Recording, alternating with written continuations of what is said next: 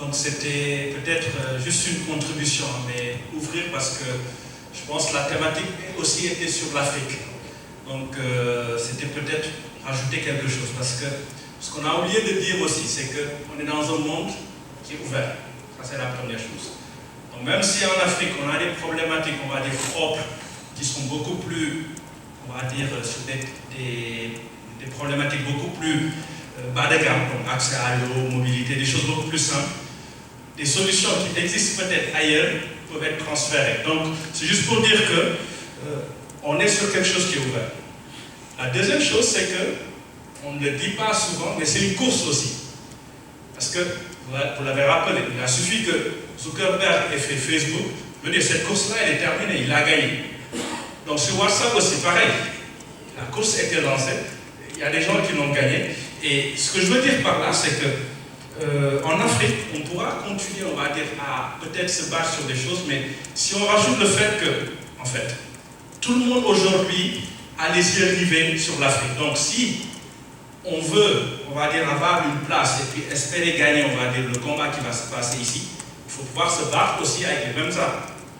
Et ce qu'on oublie, c'est que quand on voit que Facebook aujourd'hui est gratuit ou que WhatsApp ne coûte rien, WhatsApp c'est 80 employés qui servent aujourd'hui un public de 800 millions d'utilisateurs. Maintenant, combien est mis pour que cette solution-là, qui derrière est gratuite, soit faite? Parce que ça devient simple à l'usage et ça devient très accessible, mais après avoir englouti des milliards et des milliards. Puisque, comme je dis, ce n'est pas un problème sénégalais qu'on essaie de régler. Il suffit qu'en Afrique, que quelqu'un ait une solution, mobile money, après elle va diffuser.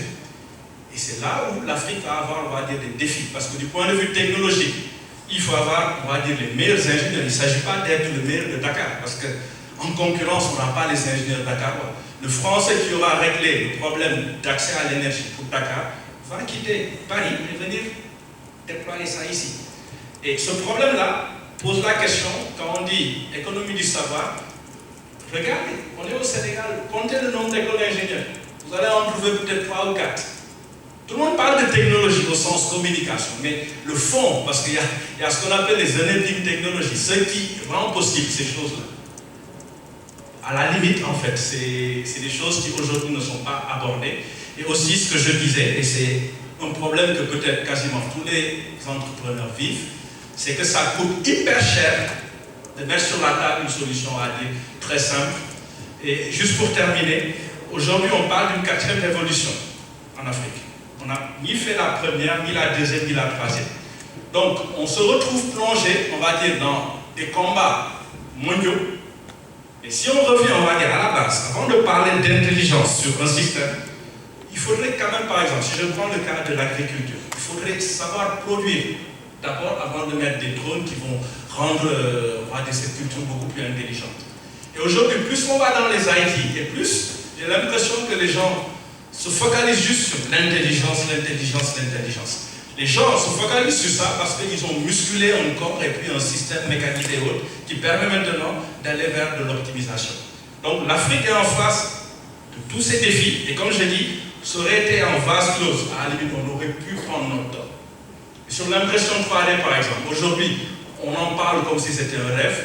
Je veux dire, il suffira qu'un Taïwanais l'ait fait, ce combat-là est terminé. Si c'est une maladie, il suffit que quelqu'un trouve la solution, c'est terminé. Donc, c'est se battre avec les mêmes armes et puis c'est une course surtout. C'est pas juste, voilà, se faire plaisir, c'est une course. Donc, c'était par rapport à ça. Donc, si on revient à ce contexte-là africain, on a un moteur arrêté, des gens qui roulent déjà à 200 km/h.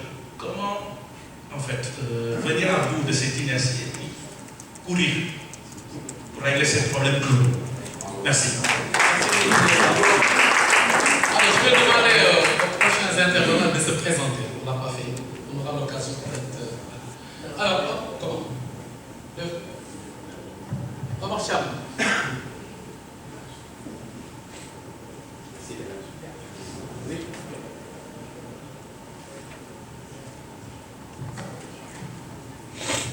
Bonjour à tous. Je découvre des talents de MC. Bientôt, on va te demander d'animer une émission de télé.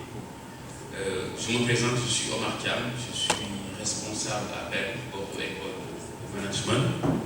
C'est une école relativement récente, nous sommes nés en 2008 et en si peu de temps nous avons fait pas mal de choses.